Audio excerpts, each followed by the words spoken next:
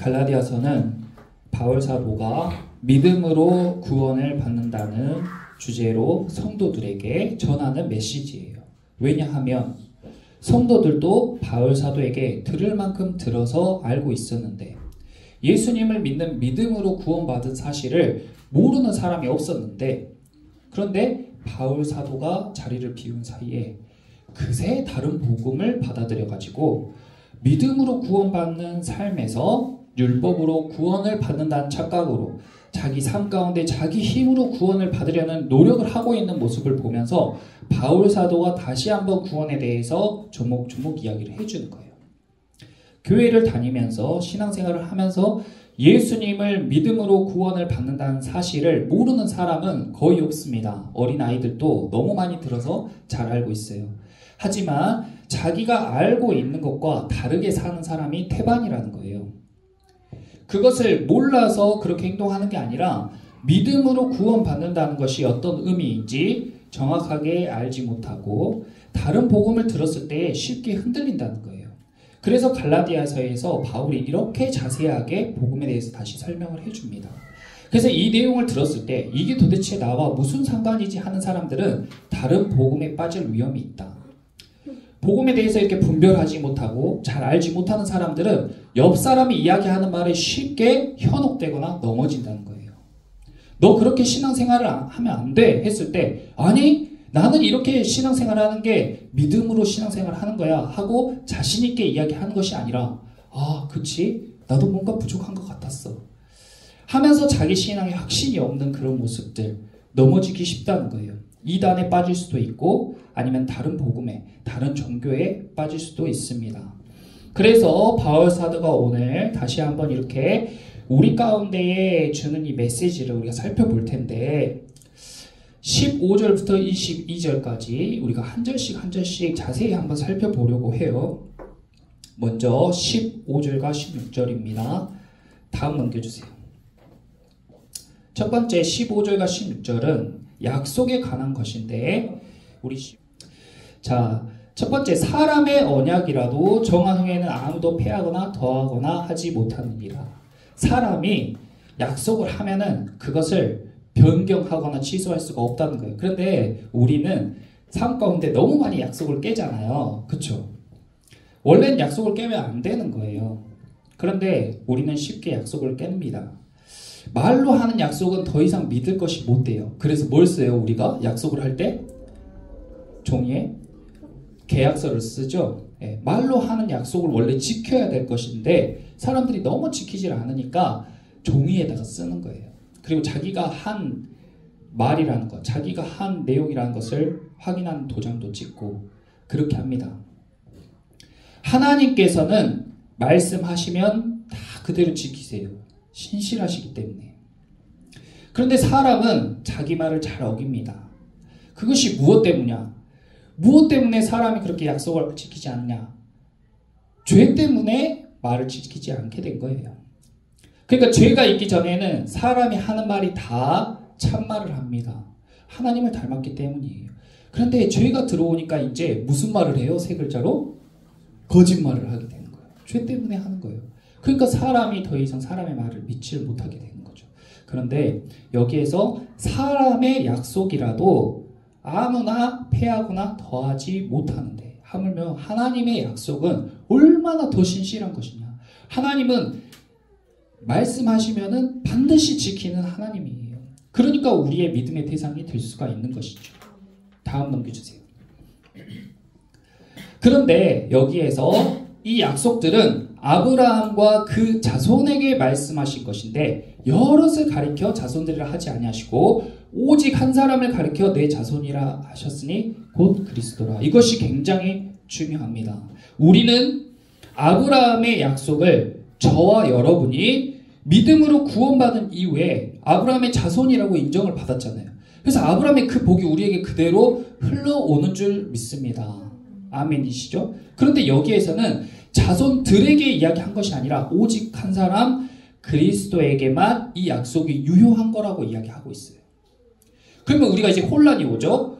나는 분명히 아브라함의 그 복이 나에게 이렇게 흘러온다고 내가 아브라함의 자손이라고 들었는데 여기서는 왜 자손들이라고 하지 않고 딱 한 분 그리스도만 이야기하고 있지? 이렇게 혼선이 온단 말이에요.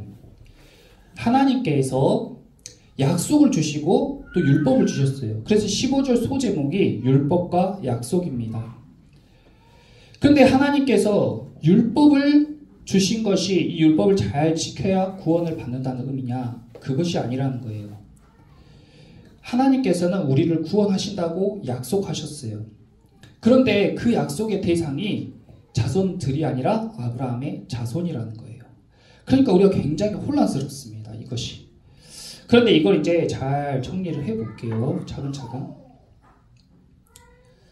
하나님께서 여자의 후손을 통해서 죄의 문제를 해결하시겠다고 창세기 3장에 이야기하시고 그 이후에 사람들이 여자의 후손을 계속 기다리는데 그 여자의 후손이 누구일까 하고 기다리는데 나타나질 않는 거예요. 그런데 아브라함이라는 사람을 통해서 하나님이 네 자손을 통해 내가 구원을 할 거야 하고 아브라함의 자손에서 여자의 후손이 나올 것을 하나님께서 약속하셨어요. 그래서 이 이스라엘 백성들, 아브라함의 실제 자손들은 그 여자의 후손을 기다리고 그 여자의 후손을 메시아라고 부르기 시작했습니다. 그리고 아브라함이 약속을 받은 이후에 약 400년 후에 모세를 통해서 하나님이 율법을 주셨어요. 그리고 하나님께서 그 율법을 주신 이후에 또 오랜 시간이 흘러가지고 지금으로부터 약 2000년 전에 예수님이 태어났단 말이에요. 그런데 하나님께서 그 약속하신 약속의 대상이 예수님이라는 사람이라는 거예요. 그것이 엄청 중요합니다. 그러니까 우리 모두에게 그대로 적용되는 약속이 아니라 예수님 한 분에게 적용되는 약속이었다는 거예요. 그런데 그 예수님께서 하나님의 유업을 다 받으시고 하나님의 기업을 다 상속받으시고 하나님께서 예수님께 모든 권한을 위임하셨는데 예수님께서 내가 이 권한을 나를 믿는 사람들과 공유하겠다라고 이야기해서 아브라함의 복이 우리에게 흘러온 거예요. 아브라함의 구원이 우리에게 흘러온 거예요. 그러므로 우리를 구원하시고 우리에게 복을 주시는 대상이 예수 그리스도예요. 교회를 다니고 신앙생활 하면서도 나는 하나님은 믿어지는데 예수님은 잘 모르겠어. 난 성령님 너무 좋아. 근데 예수님 잘 모르겠어. 아니 왜 목사님이랑 교회에서는 그렇게 예수님만을 강조할까? 그런 사람들 있잖아요. 그런데 이것 때문에 예수님이 중요한 거예요. 우리의 신앙의 대상은 하나님이지만 뭉뚱거려 하나님이 아니고 정확하게 하나님이신 예수 그리스도인 줄 믿습니다. 기독이라는 것은 그리스도의 한문식 표현이에요. 그러니까 그리스도를 믿는 종교가 우리 기독교고 그리스도는 인간의 몸으로 오신 예수님을 나타냅니다. 그래서 신약 성경을 맨 처음 시작하는 책이 뭐예요? 신약 성경 맨 처음에 나오는 책이 뭐예요? 마태복음이죠. 마태복음 맨 처음 시작하는 말씀이 뭐예요? 마태복음 1장 1절에 아브라함과 다윗의 자손 예수 그리스도의 계보라. 왜 아브라함과 다음 넘겨주세요. 왜 아브라함과 다윗의 자손을 강조했을까요? 신약 성경을 처음 시작하는 이스라엘 백성들과 예수 그리스도를 믿는 대상들에게 주신 이 책, 이 신약 성경 책의 첫 번째 가장 중요한 메시지가 아브라함과 다윗의 자손 예수 그리스도의 계보라. 왜냐하면 하나님께서 아브라함을 통해서 그의 자손에게 이런 걸 줄 거야 하고 약속하셨고 다윗을 통해서 다윗의 자손을 통해서 이런 걸 줄 거야 하고 약속을 하신 거예요. 아브라함에게 내 기업을, 내 유산을 아브라함 내 자손에게 내 기업과 유산을 물려줄 거야. 복을 줄 거야 라고 약속하셨고 다윗을 통해서 나의 나라, 나의 왕국, 하나님의 나라를 내 자손을 통해서 이룰 거야 라고 약속하셨어요. 그러니까 하나님을 믿는 사람들의 약속의 대상, 여자의 후손, 메시아, 그리스도가 누구냐? 이것이 신앙의 핵심 관심사인데 그 대상이 바로 하나님이시면서 인간의 몸을 입고 이 땅에 오신 예수 그리스도라 이 말입니다.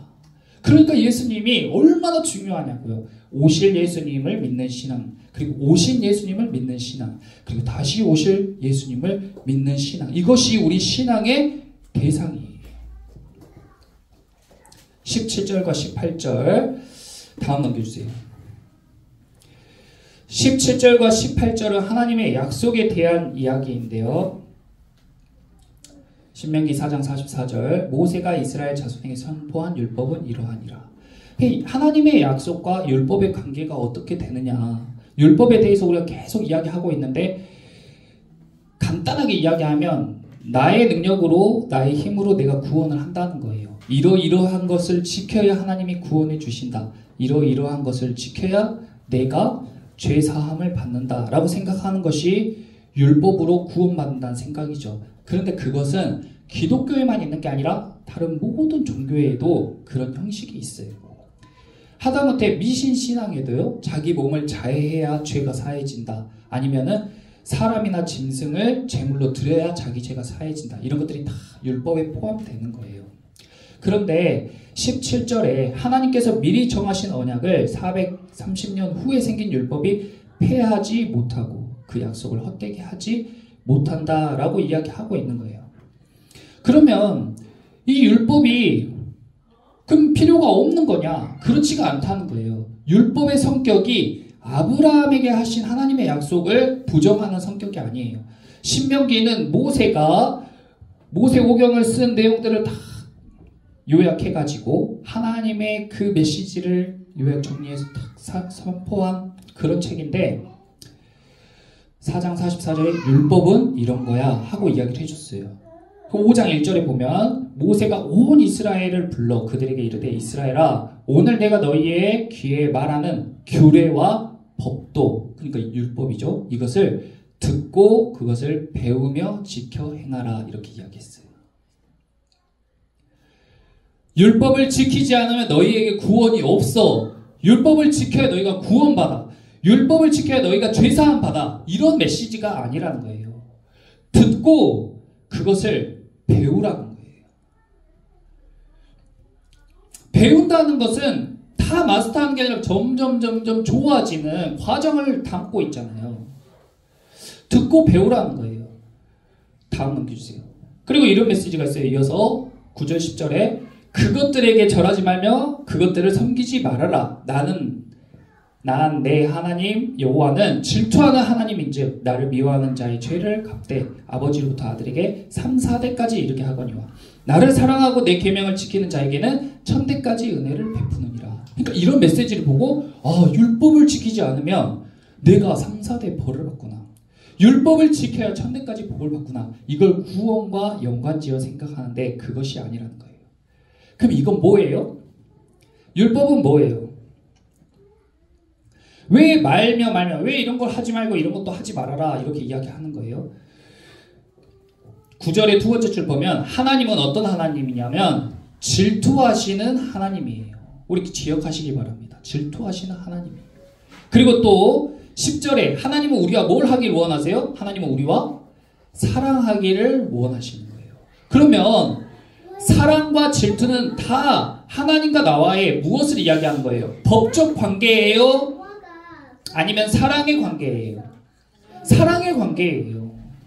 하나님이 너희가 그런 걸 하면 율법을 어기면 나 진짜 속상해. 네 율법을 어기면 나랑 끝이야. 만약에 연인 사이에서 너 내가 말한 거 이거 지키지 않으면 너 나랑 당장 끝이야. 이게 아니잖아요. 야, 나 진짜 너 이런 거 안 해줬으면 좋겠어.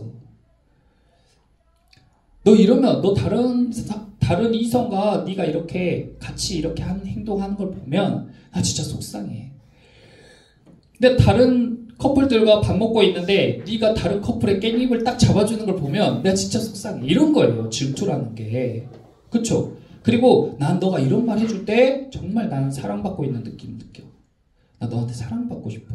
우리 서로 사랑하는 관계가 되자. 이게 율법이에요.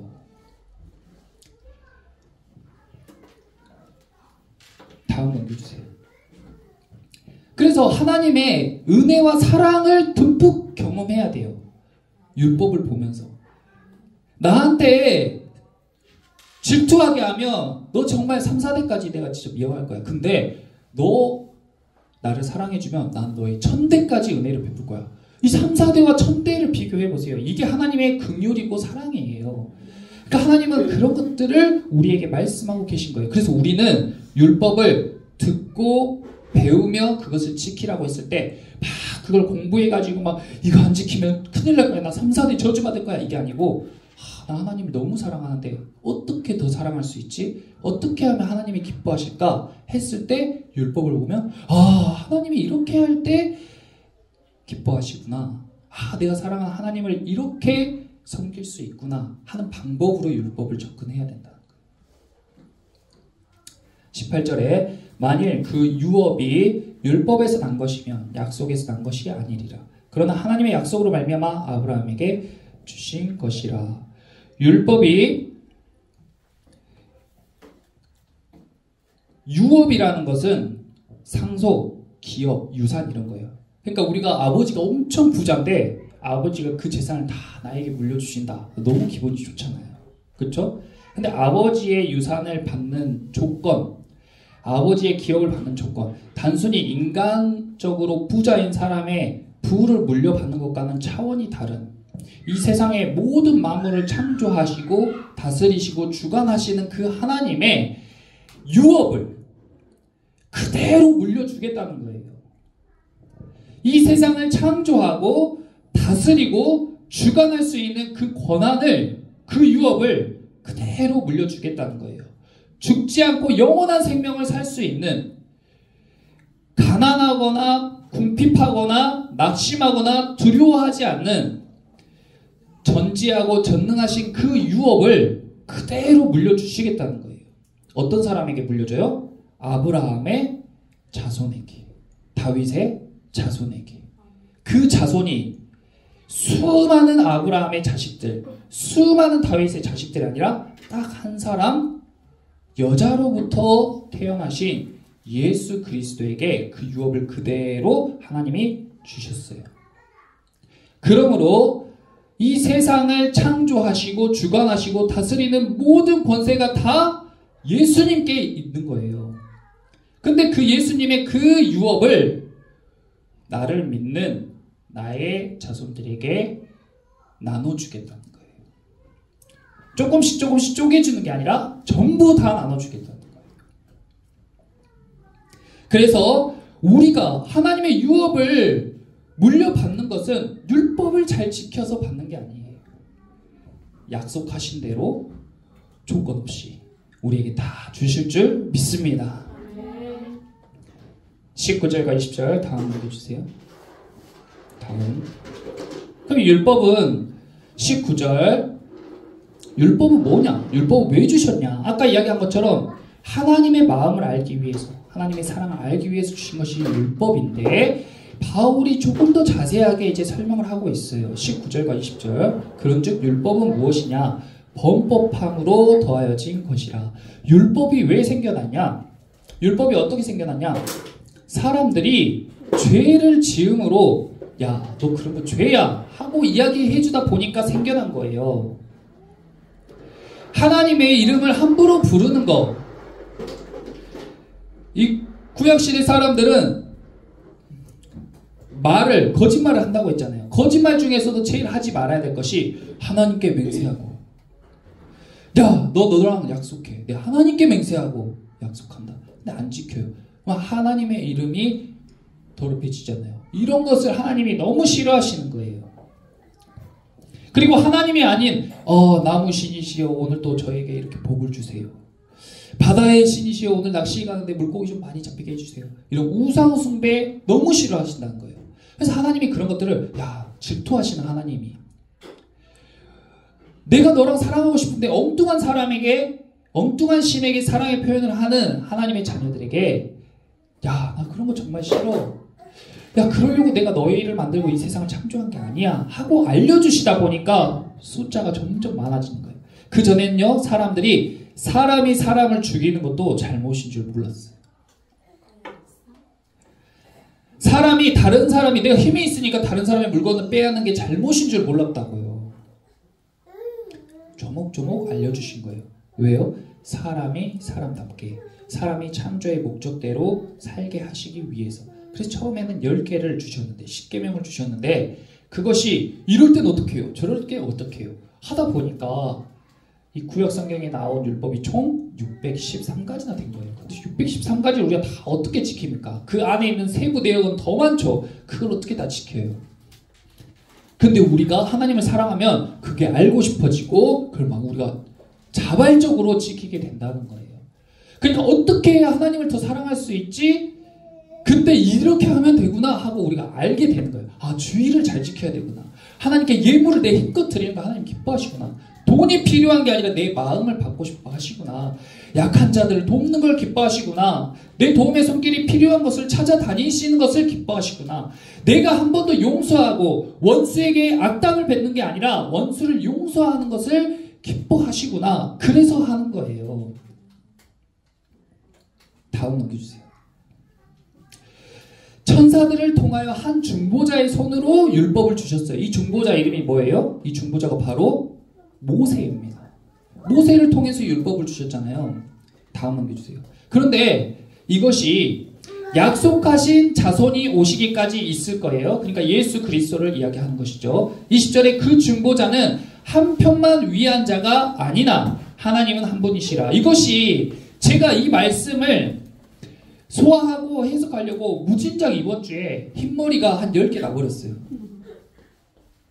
너무 이게 해석이 안 되는 거예요.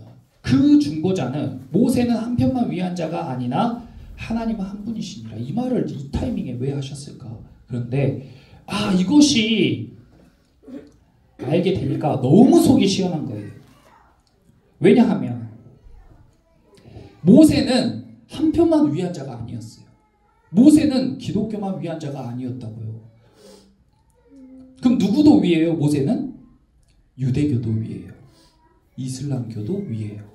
검색해봤어요. 네이버에. 이슬람교에서도 모세가 나오고 모세를 위대한 신앙의 위인으로 추대해요. 그러니까 구약 성경은 기독교만을, 예수 그리스도만을 위한 책이 아닌 거예요. 더 넓게는 수많은 종교와 수많은 신앙들이 이 구약 성경을 베이스로 하고 있어요.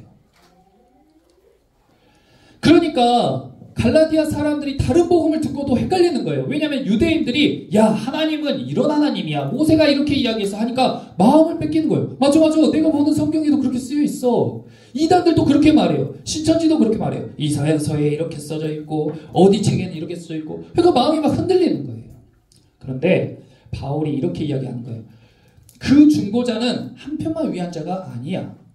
구약 성경은 우리 그리스도인들만을 위해서 주신 책이 아니야. 왜냐하면 하나님은 전 인류를 다 사랑하시니까. 악인에게도 해와 달을 비추시고 비를 내리시는 하나님은 모든 사람이 구원받기를 원하니까 모든 사람에게 똑같은 말씀을 주신 거예요.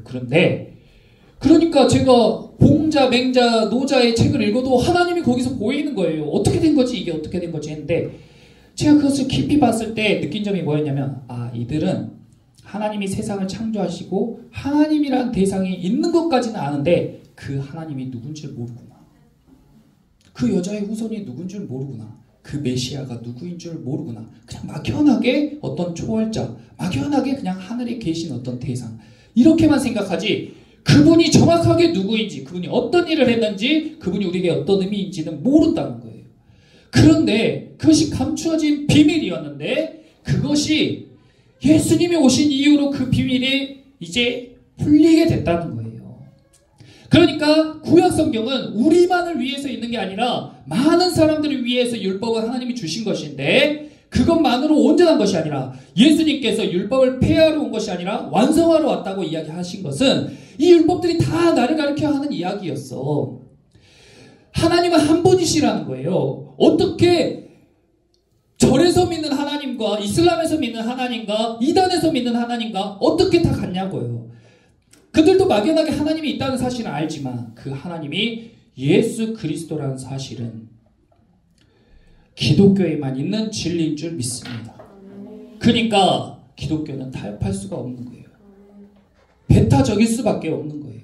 왜냐하면 명확하게 성경은 그 한 분 하나님을 가리키고 있기 때문에 종교가 어떻게 통합이 돼요? 통합될 수 없는 거예요. 진리가 어떻게 희석돼요? 희석될 수가 없는 거예요. 왜냐하면 하나님은 한 분이시니까. 그래서 바울사도는 갈라디아 성도들에게 다른 복음에 빠지지 마라. 성경을 봐라. 하나님은 한 분이시다 하고 호소하고 있는 거예요. 다음 넘겨주세요. 그러면 우리들의 믿음의 대상, 신앙의 모양은 어떻게 해야 되냐? 다음 21절, 22절에 그러면 율법이 하나님의 약속들과 반대되는 것이냐? 결코 그럴 수가 없죠. 만일 능히 살게 하는 율법을 주셨더라면 의가 반드시 율법으로 말미암았으리라. 이 의라는 것이 무죄를 이야기하는 거잖아요. 모든 것이 죄의 문제인데 그 죄의 문제를 해결하는 게 만약 율법이었다면 너희가 진작 율법으로 의롭게 됐겠잖아요. 근데 죄의 문제는 율법으로 해결되는 게 아니라는 거예요. 22절 그러나 성경이 모든 것을 죄 아래에 가두었으니 여기서 성경은 어떤 성경이에요? 우리가 보는 성경이 아니고 예수님이 오시기 이전에 구약 성경을 바울이 있던 시대에는 구약 성경을 성경이라고 했어요. 특별히 모세오경을 성경이라고 이야기했습니다. 이 모세오경에 특히 율법을 통해서 세상의 모든 것을 죄 아래 가두었다는 거예요. 하나님이 율법을 알려주심으로 인해서 내가 엄청난 죄인인 것을 그리고 이 세상에 이 죄의 문제에서 자유로울 수 있는 대상이 하나도 없다는 것을 낱낱이 보여주는 게 율법의 역할이라는 거예요. 내가 613가지를 읽으면 읽을수록 난 이걸 다 지킬 수가 없어. 내가 아무리 노력하고 아무리 애를 써도 다 지킬 수 없어. 근데 이스라엘 사람들은요 정말 집요하게 그걸 다 지키려고 한 거예요. 그 사람들이 바리새인이에요. 자기들은 꼼꼼하게 체크하면서 그걸 다 지키려고 무진장 애를 쓰면서 스스로 거룩하다고 생각했어요. 그러니까 그런 사람을 향해서 예수님이 뭐라고 말씀하셨어요? 너희가 사람을 미워하는 것도 살인한 것이고 너희가 여자를 보고 음욕을 품은 것도 이미 가늠한 것이다. 그렇게 얘기해버리니까 율법에서 자유로울 수 있는 사람이 하나도 없는 거예요. 모든 세상을 다 죄 아래 일단 다 가뒀어요. 그러니까 인류는 절망적이죠. 우리는 다 죽을 수밖에 없는 존재예요. 우리는 다 저주 아래 있을 수밖에 없는 존재예요. 그런데 예수 그리스도를 믿는 믿음으로 말미암아 구원을 받는다는 그 약속을 우리에게 주신 것이에요. 그러니까 그 약속을 붙잡을 수밖에 없죠. 그 약속이 이렇게 많다는 거예요. 옛날에 주신 약속이 구약이고 새로 주신 약속이 신약이에요. 그래서 우리의 믿음의 대상은 뭐예요? 그 약속을 믿는 믿음이에요. 하나님이 자기의 유업을 예수님께 다 주신대. 그리고 예수님은 그 약속을 우리에게 다시 주신대. 이 약속을 믿는 믿음.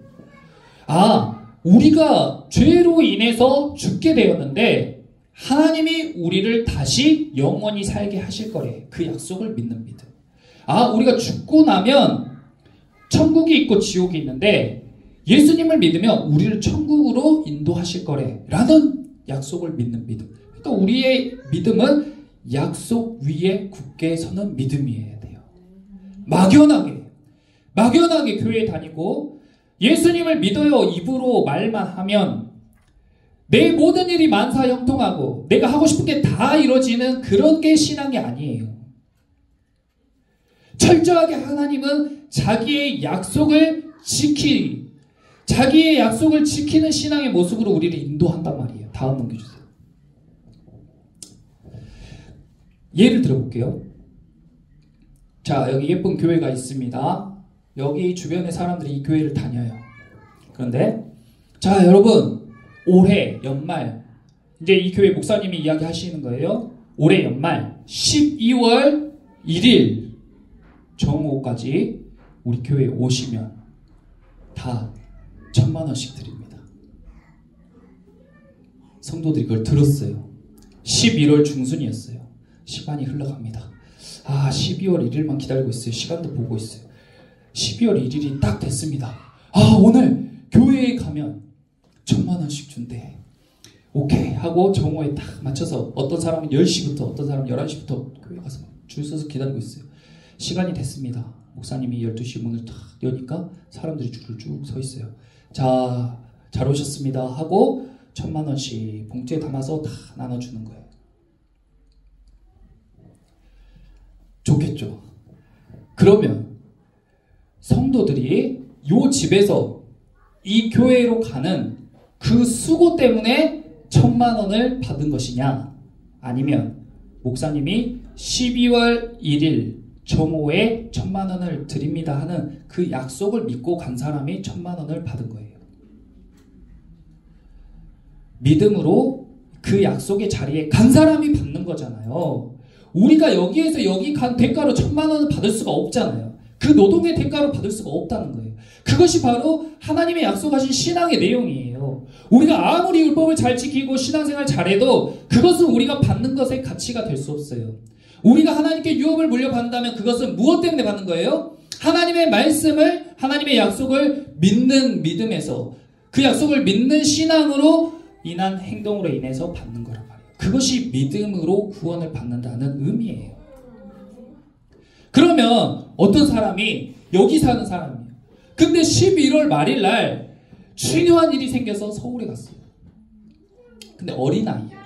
어린아이인데 목사님이 12월 1일 정오까지 교회에 오라고 했는데 이 어린아이는 돈도 없고 지혜도 없어요. 그래서 서울에서 어떻게 이 시골에 있는 교회까지 가야 될지 방법을 몰라. 그런데 그냥 그 목사님의 약속만 기억하고 그 애가 걷기 시작한 거예요. 그래서 11월 말일 저녁부터 부지런히 걸어가지고 이 교회를 향해 갔어요. 그런데 어린아이 걸음으로 하루 만에 이 시골에 있는 교회까지 갈 수 있어요? 없어요? 없는 거예요. 그래서 이 목사님이 왜 그 아이가 안 왔지 했는데 소식을 듣고 보니까 이 아이가 전날에 중요한 일이 있어서 서울에 갔는데 오는 차편도 모르고 돈도 없어가지고 지금 걸어오고 있다는 거예요. 늦었어요. 12월 1일 정오까지 못 왔어요. 그런데 그 목사님이 야 아이야 내가 너가 걸어오고 있다는 이야기를 들었다. 그래서 내가 너한테도 똑같이 1,000만 원을 주고 싶다. 그리고 1,000만 원을 딱 줬어요. 이게 뭐예요? 이게 하나님의 은혜고 긍휼이에요. 다 지키지 못한다고 하나님이 구원을 안 해주시냐? 그렇지가 않다는 거예요. 하나님은 그 약속으로 인해서 우리들의 믿음과 중심과 마음을 보시는 줄 믿습니다. 그러므로 우리가 성의껏 해야 돼요.